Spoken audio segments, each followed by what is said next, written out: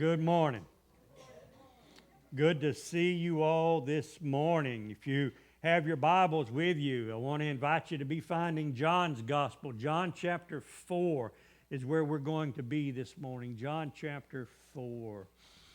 Before we get into this text and into this passage, I want to introduce to you a sermon series that's going to be starting next Sunday. It's going to probably take us through the end of February. As you think about the new year, and oftentimes we have resolutions. We make New Year's resolutions, things that we're going to resolve to do in this coming year. And for the next several weeks, we're going to be looking at different passages under this thought: possession, not profession. Does your faith possess you? Do you possess it? It's not so much a profession of faith as it is a possession of faith that's going to create in us those good spiritual habits that belong in our life. Matthew's gospel, there are those who come to Jesus. Jesus is giving us an illustration of what the end is going to look like. And he says that there's going to be those who are going to come to him in that last day, in those last moments, and say, "But Lord, we did this in your name, and Lord, we did that in your name. We professed all those things." But Jesus' response to them is, "I don't even know who you are. I don't know who you are." It's not the profession, it's the possession. Does faith possess you? Do you possess it? Spiritual habits of faith. Some of you in here may know Mr. Jim Hancock. He lives outside of Norman Park. At one time, he had a Western wear store, Hancock's Western Wear, there on 319 as you're going into Moultrie.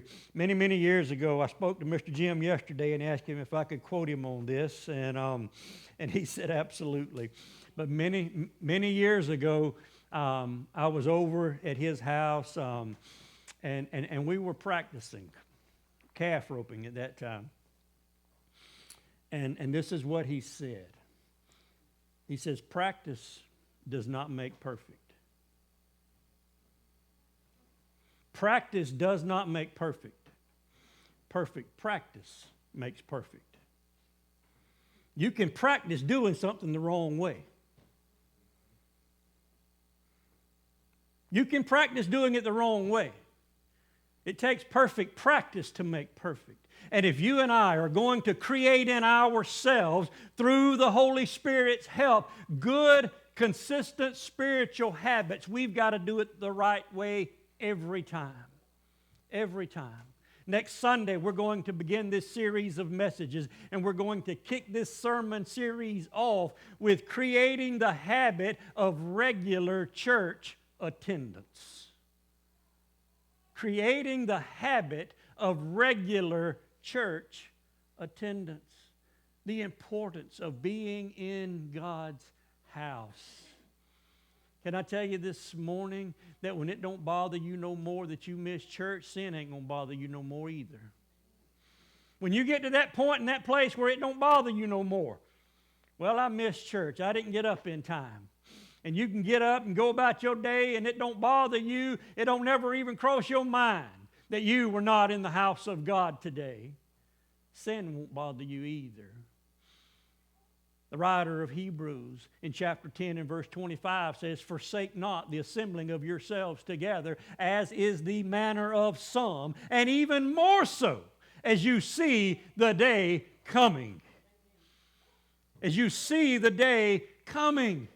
Can I tell you, church, and I ain't trying to scare nobody in here, but there's nothing left in biblical history, in the biblical outline from Genesis to Revelation that needs to take place before the Lord Jesus Christ comes. We need good habits. Good habits. So, be here for these series of messages. I look forward to preaching. I look forward to seeing you in the coming weeks. John chapter 4. I wasn't even started preaching yet, so y'all don't think that, well, that was half of it. No.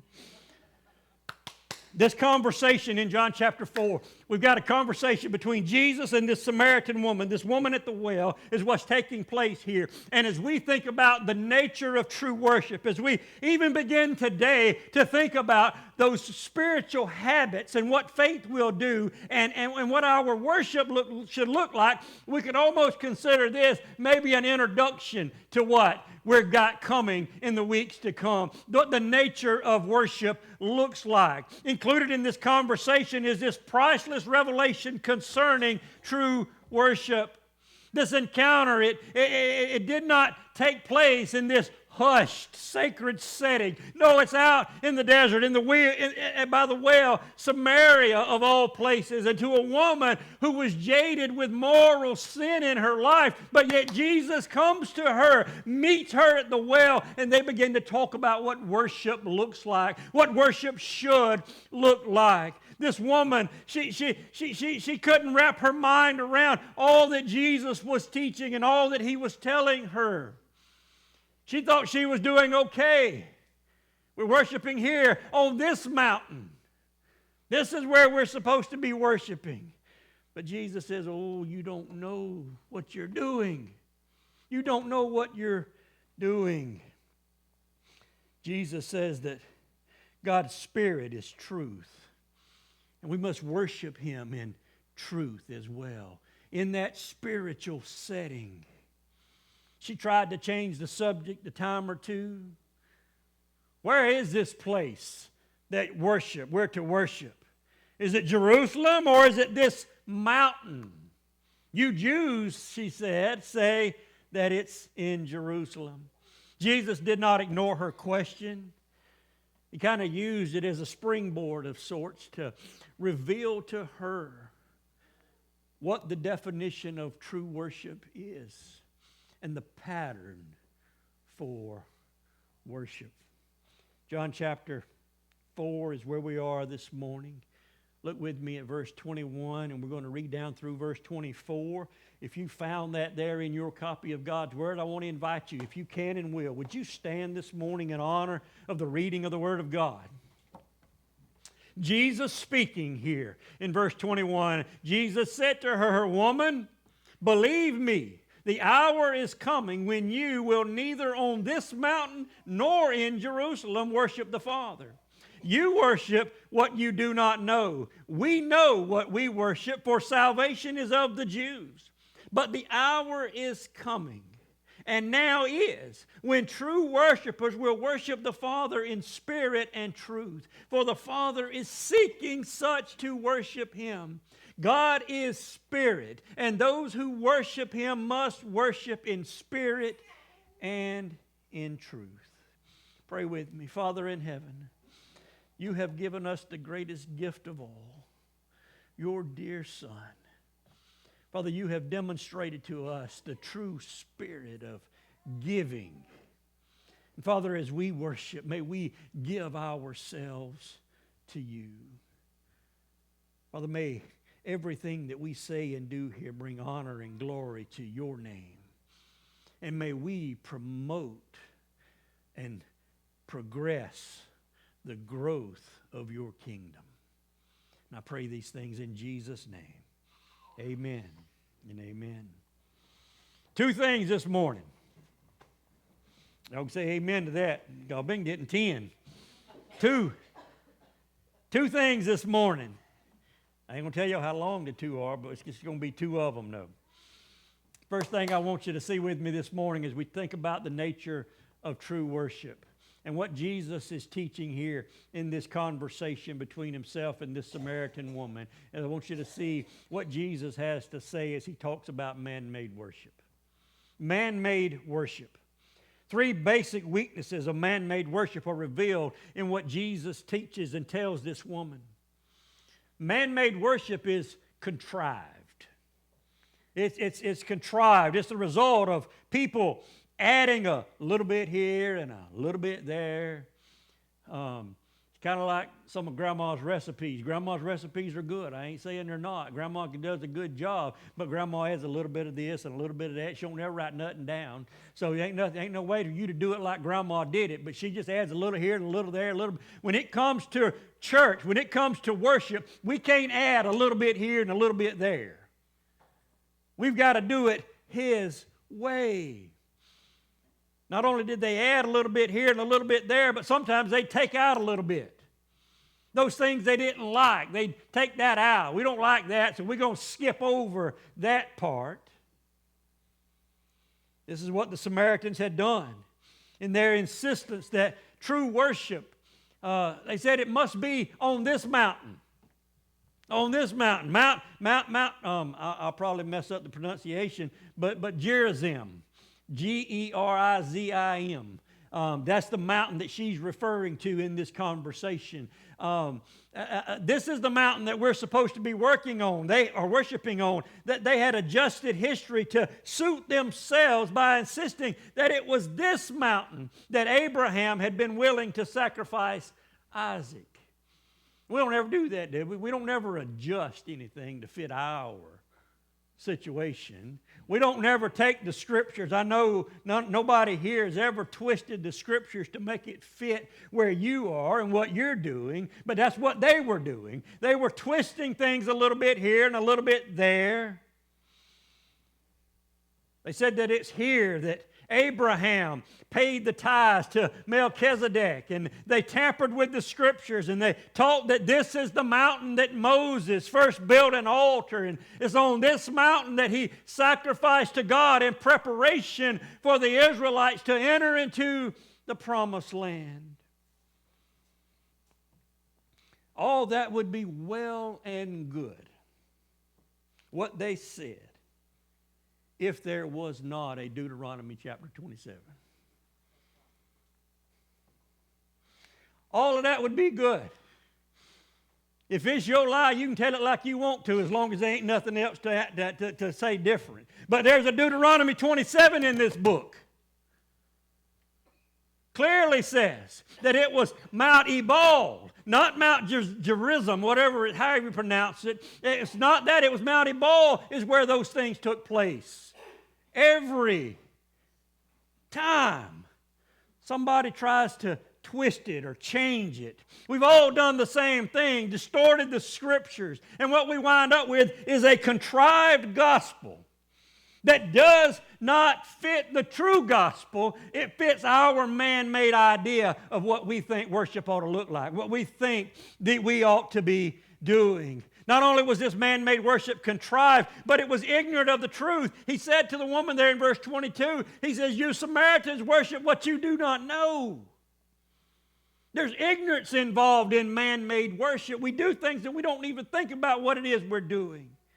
He says, we, the Jews, he says, we know who we do, what we're doing.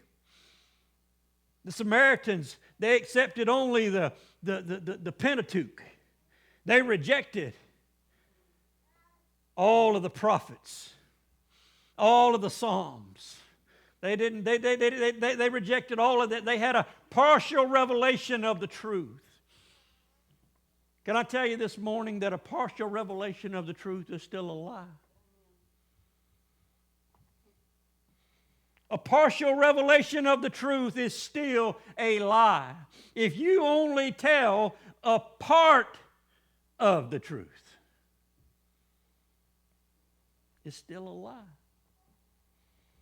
It's still a lie. There's no excuse today for believers to remain in spiritual darkness. There's no excuse for it. No excuse to be ignorant of what we believe and the basic teachings of God's Word. There was a time when people were ignorant of spiritual things because they did not have the full revelation of God. But church, we've got it all.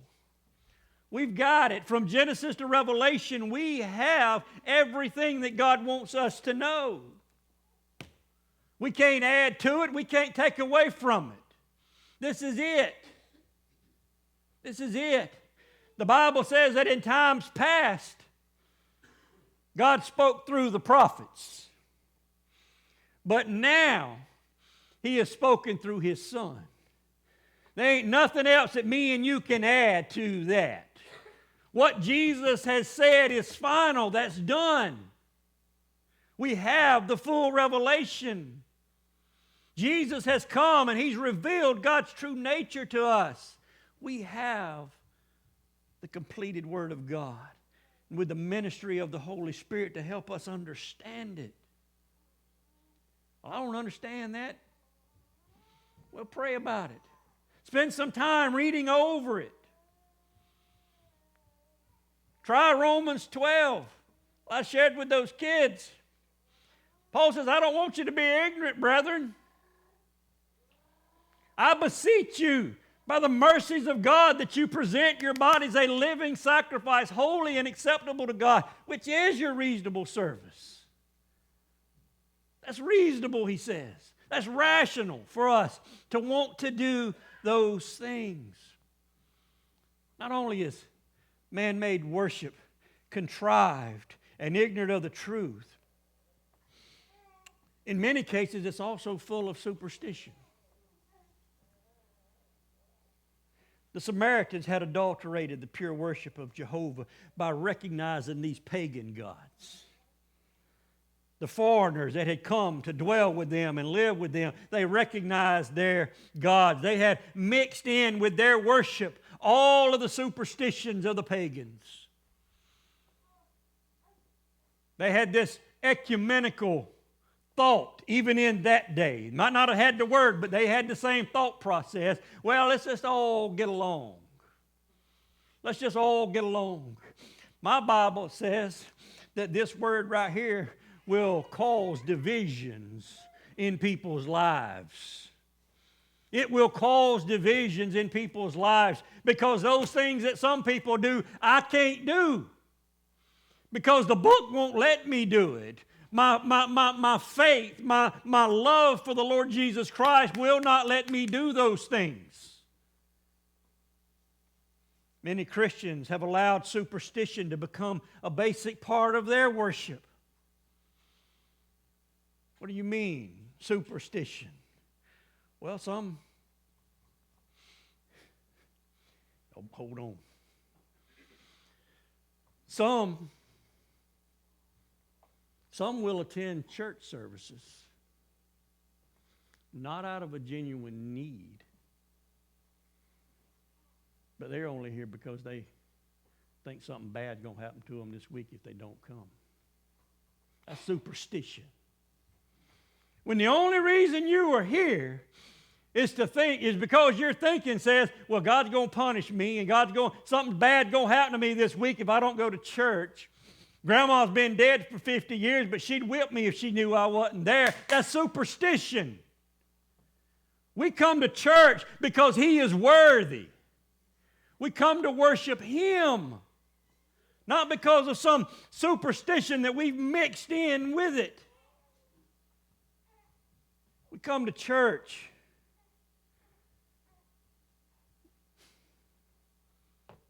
because we love Him. Because we love Him, and He is enough. So many people are worshiping, and I use that word very loosely, they're worshiping out of fear and not reverential.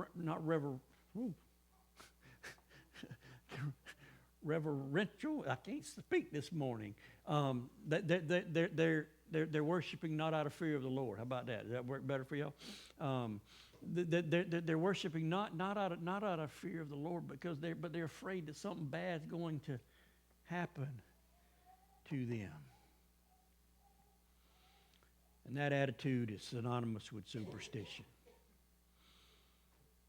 A true worship experience is motivated by love for God. A true worship experience is motivated by gratitude for what God has done. Lord, I'm grateful. I'm thankful. I'm thankful today for what you've done for me and what you've done for my family, what you've done for my church family. God, what you're doing in my community. I'm grateful, I'm thankful, and I'm here to worship you. Man-made worship it's contrived, it's ignorant of the truth, and oftentimes filled with superstition. But now for the rest of our time together this morning, I want to talk to you about God-centered worship and what Jesus had to say about God-centered worship. In telling the Samaritan woman about God-centered worship, he gave her this formula for true worship. But the hour is coming, and now is, when true worshipers shall worship the Father in spirit and truth. For the Father is seeking, the Father is looking for someone to worship Him in spirit and truth. The first thing that Jesus has to say to us about worship is that it is God initiated. God initiates it. He did it. Paul says that God demonstrated His love for us. He initiated the process. Not that we loved Him, but that He loved us and gave His Son for us. God makes the first move toward people in establishing that true worship experience. People do not have to seek after God or beg and plead with Him to meet them in worship. That's what those prophets of Baal were doing. Go back to the Old Testament. They were begging and pleading for Baal. Come on, send some fire. Do something. Drop a match. Do something. They were begging and pleading. Church, we don't have to beg and plead. We don't have to coerce Him. He is looking for you and I. He is seeking those who will worship Him in spirit and in truth. People don't seek God. God seeks people. Whether we come to Him privately or in this congregational setting, God is waiting, eager to meet with us. Eager to meet. He is seeking us in order to enter into that worship experience.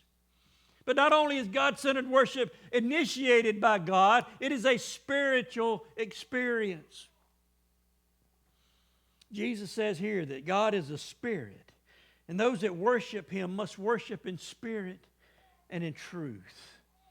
Well, what do we mean? What do you mean, preacher, when it says there that God is a spirit? Is He this vague, impersonal, ethereal being, something that's kind of indescribable to us? No, not at all. When we say that He is a spirit, what we're meaning is that He's free. He is not confined.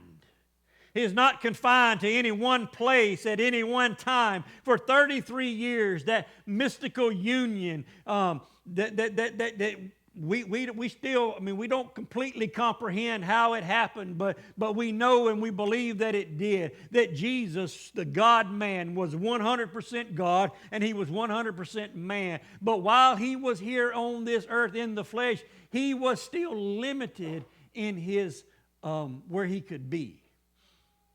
Where He could be. But when Jesus speaks of God being a spirit, He is just as much with us here in Cell City as He is with somebody in Bangkok this morning. At this very moment. He is not confined to time and space. Yes, God was in the person of Jesus Christ, and He died on that cross, and 3 days later He rose again. But He's still omnipotent. He's omniscient. He's omnipresent. That's what we talk about when we speak of God being the Spirit. And because God is Spirit, His omnipresence makes it possible for me to worship Him anytime and anywhere. Riding down the road? Yep. While you're sitting alone in the office? Yep. You're sitting alone at home? Yep. Anytime, anywhere, we can worship. In the privacy of my room, I can worship God. In the midst of the mundane affairs of life, I can worship God. I can worship God in the bad times, in the sad times. Let me come down here for a minute. You don't have to be thankful for it, but you need to be thankful through it.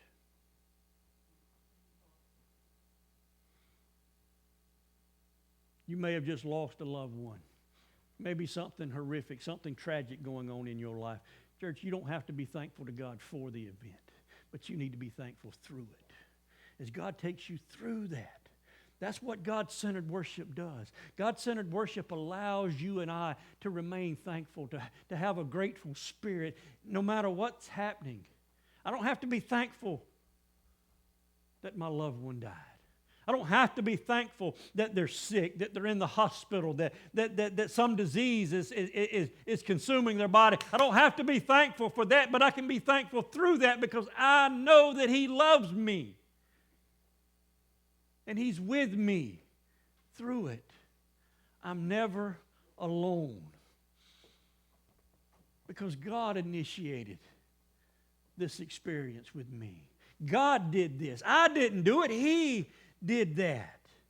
When we come together for corporate worship, we can exhort Him.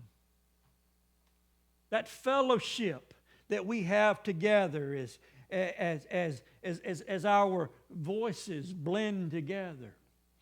I'm thankful for some of y'all more than I am others when it comes to the singing, that our voices can blend. Because some of y'all are like me. Y'all can't carry a tune in a bucket. But we've got a few in here that can sing, and they kind of drowned us out. We can, but when we come together and our voices blend together, God says it's a sweet, sweet sound to Him. A sweet, sweet sound to Him. God-centered worship is a spiritual experience that's expressed both privately and that blessed togetherness that we have when we come together to worship. Not only are we to worship in spirit, but also in truth.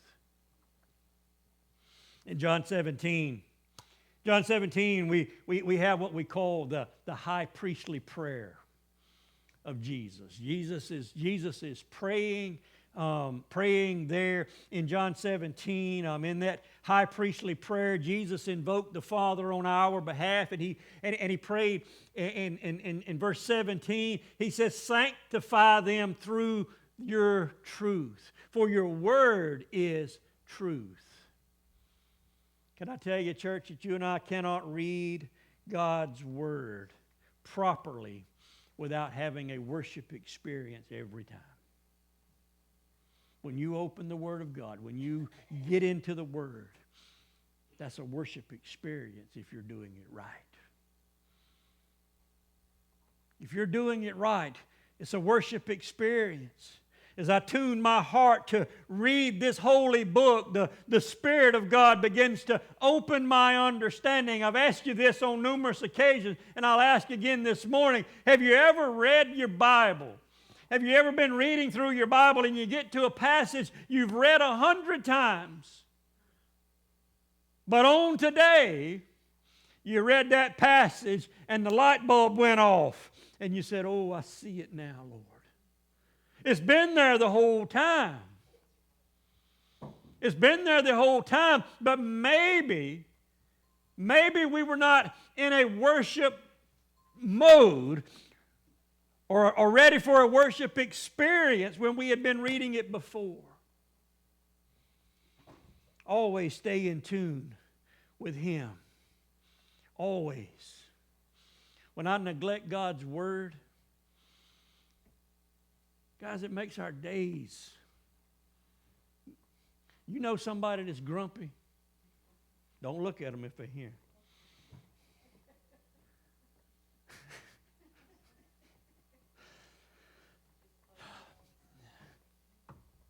There's a few of y'all I can't look at.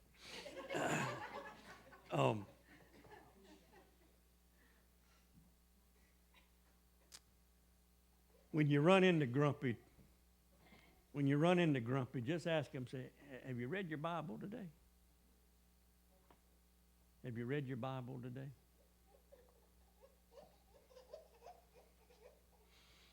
See, when we neglect God's Word, we stumble through our day. It makes the day hard. We find ourselves faltering here, faltering there. When we neglect the Bible, we're unsure. We blunder decisions. When we neglect God's Word, it's when we make our way back to the book. When we make our way back to the book, when we make our way back to that altar of prayer, it's then and only then that we begin to find true direction, the right way. We find that our life is once again on an even keel. Because sometimes, maybe even oftentimes, we find ourselves, as old Brother James said, we're just tossed about by the winds and the waves. We're over here, we're over there. Never finding that even keel. It's always up and down, up and down. But when we're worshiping, and our worship is God-centered, God-focused, God-initiated, it puts everything on an even keel in our life. What is the worship of the church? If it's man-made, then it's bathed in ignorance. It's bathed in ignorance of the true message of God's Word. It's permeated with all kinds of false ideas and superstitions. But when it is God-centered, it's always initiated by God. He is ever seeking His children to enter into that worship experience. You see, worship is genuine when God's people find that friendship and that intimacy with Him. I want to leave you this morning with this verse, Revelation chapter 4, verse 11. Revelation chapter 4, verse 11, it says this, "You are worthy, O Lord, to receive glory and honor and power, for you created all things. And by your will they exist and were created." The nature of true worship. The nature of true worship says, Lord, you are worthy because it's all yours. I am nothing without you. I am nothing without you. May you receive glory, honor, power. May my life be a reflection of your love as I meet others.